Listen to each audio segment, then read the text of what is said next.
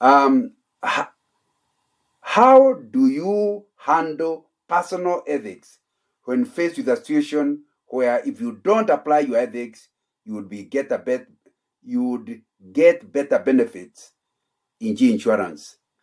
Let me say three things. Number one, ethics needs to come from a commitment to integrity.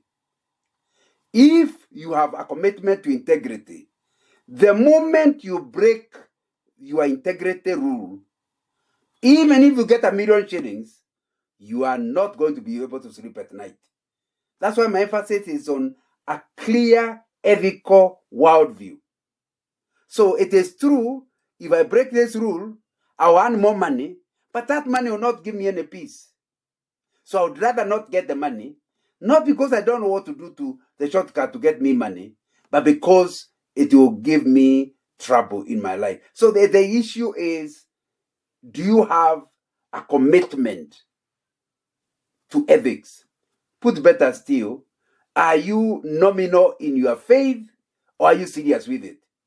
Because nobody may ever discover, the insurance company may never discover, but God knows that you broke the rules. Are you okay with that? So that's the first thing we must deal with. A commitment from a personal level. So you're not doing it in order to benefit the company. You're not doing it in order for it's personal. Number two, please understand, like I argued earlier, that you break the rule, you get the money, and you have exposed yourself to appearing in the newspaper headline in an unlikely case. Of course, you don't think it will happen, but that is the risk you are actually taking. You break the rule, you get the money, but you also when unfortunately you are discovered, that will happen. And it may include you going to jail. But the most important is, would you want your children to know that you pay their school fees from stolen money? Those are the issues you deal with when you have an opportunity to make money by being unethical and you are being tempted. The next question. The code of ethics and conflict of interest in most organizations are at two levels. One for the juniors and that of the top level management. Now, I don't know why they need to be two, because the requirements are the same. You cannot create for the bosses a code of ethics that allows them to be unethical and a harder one for the juniors. The moment they know that the boss can be allowed to break rules, they will break them, because after all, the boss is doing it. I think I spent quite a bit of time talking about that boss is doing it is something that makes unethical behavior very easy. If boss does it, then it's okay for all of us. So I would suggest that you need rules in the code of ethics that are clear to everybody. Number two, if somebody breaks a code of ethics, there needs to be clarity as to the consequence management. And that consequence management must apply to everybody. If you have done the same thing, whether junior or senior, the consequence should be the same. That's when everybody will get the message. This company does not agree with unethical behavior. Third question. Is offering a token of appreciation regarded as unethical? Of course it is. Oh, nobody ever gives a bribe. All people give gifts. But please understand that all gifts are bribes. All gifts are bribes. Because, and you can read my book, I have enough time to talk about it. I used to be, in the 1980s, I was in charge of aviation sales. And a lot of those captains are flying all over. They kept wanting to give me gifts. And I told them, no, one of these days, I'll come out of this department. Bring all your gifts after that. But now, it will compromise me. Do you know, after about 4 years in that department, I was moved. 40 years later, because that's the 1980s, none of those captains have ever given me anything. which confirmed to me all the gifts they wanted me to receive. What are the bribes? So you need to understand that if you receive a gift, and in Share we had a clear policy.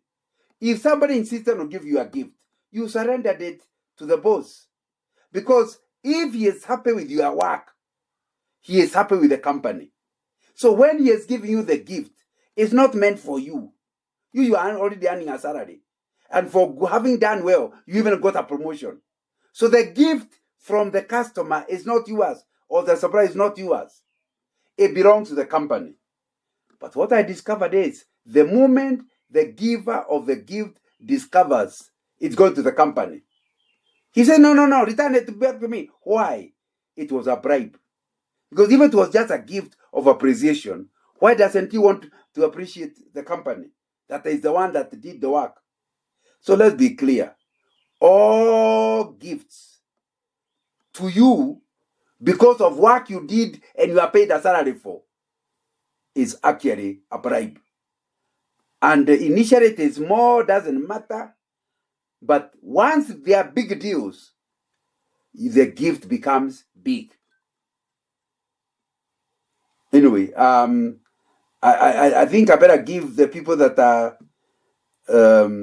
that are asking questions audibly to a chance. But let me do one more.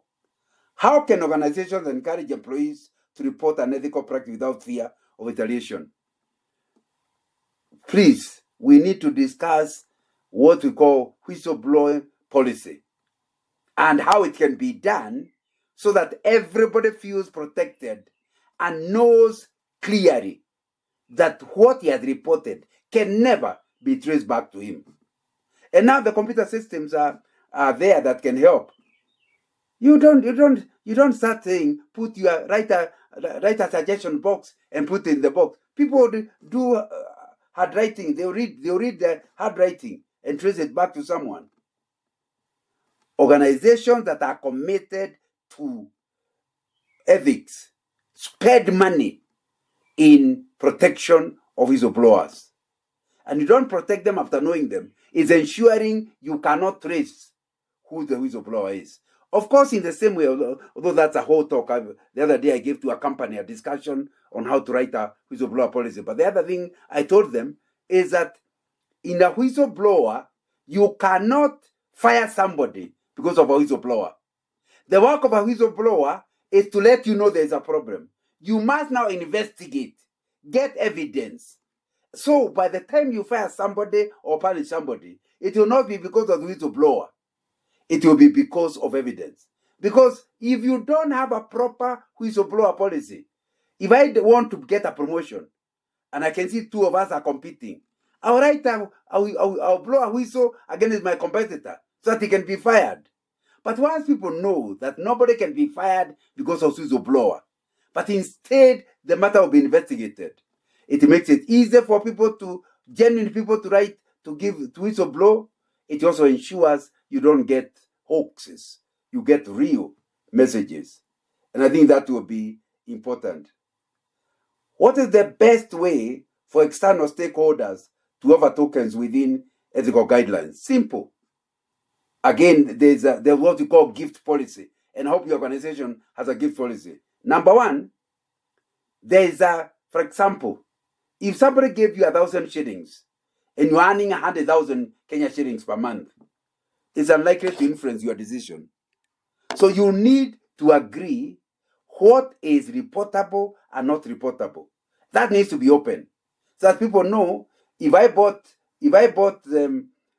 Daniel a cup of tea, it will not, and then I want my son, or rather my grandson, to come to the university, he will not be said to have been bribed if the cup of tea is actually worth 50 shillings.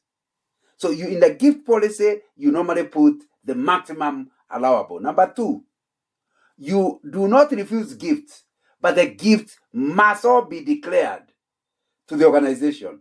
Then the organization can determine to help the poor, old people's homes, whatever. And you don't do it behind the giver's back. You must let the one who gave to understand that's what you are doing with the gift. you will just see slowly there will be no gifts. Because most people are not giving gifts. They're actually giving bribes. So, I can see somebody has already written, any gift you have and you're earning a salary belongs to the employer who paid you a salary.